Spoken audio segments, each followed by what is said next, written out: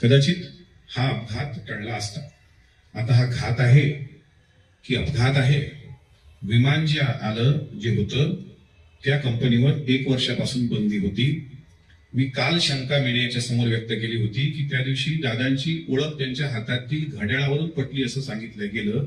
मात्र आज तोही मुद्दा खोडला गेलेला आहे की घड्याळावरून ओळख पटली नाही, तर त्यांच्या अंगात असलेल्या पांढऱ्या कपड्यावरून ती ओळख पटली असं पण सांगितलं गेलं.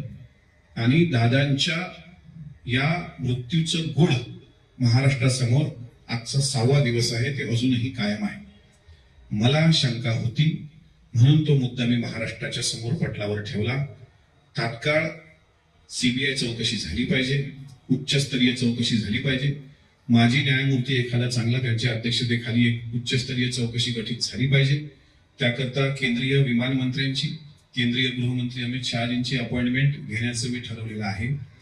तत्पूर्वी 1 दिवसाचं विशेष अधिवेशन राज्याच्या मुख्यमंत्र्यांनी बोलवावं असं सुद्धा पत्राद्वारे मी 2-3 दिवसात मुंबईला गेलो तर त्यांना भेटून विनंती करणार आहे.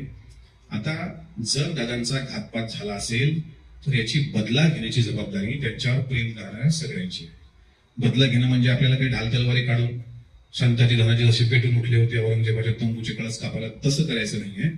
आपल्याला आपल्या सोशल मीडिया प्लॅटफॉर्मवर हे विचारायचं आहे की जे दादा गाडीत बसण्यापूर्वी सीट बेल्ट लावल्याशिवाय बसत नव्हते, त्या दादांचा अशा पद्धतीनं दुर्दैवी मृत्यू होणं, विमानामध्ये 6 असल्याचं UGCA सांगते, 5 डेड बॉड्या भेटणं, हे जे शंकेचं काहूर केवळ अमोल बेटकरीच्या मनात नाही आहे, हे शंकेचं काहूर महाराष्ट्राच्या प्रत्येक कार्यकर्त्याच्या मनात आहे. तो कुठल्याही धर्माचा कुठल्याही पक्षाचा असो, याची उत्तरं काळाच्या पडद्याआड जाता कामा नये.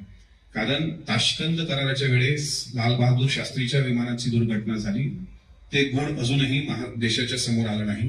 अजितदादांचं प्लेन क्रॅश झाल्याच्या ठिकाणी आम्ही गेलो. संध्याकाळी 5 वाजता अंत्यविधी आटोपल्यानंतर, तो दिवस एकादशीचा होता मला आठवतो. तिथली माहिती घेतली.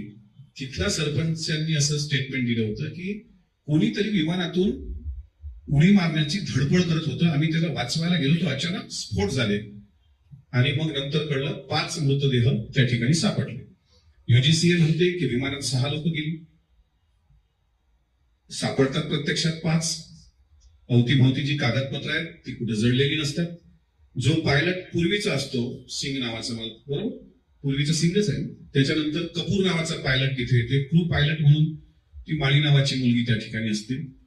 आणि दादांसोबत विदीप जाधव त्यांचे सुरक्षा रक्षक ते सुद्धा त्या दिवशी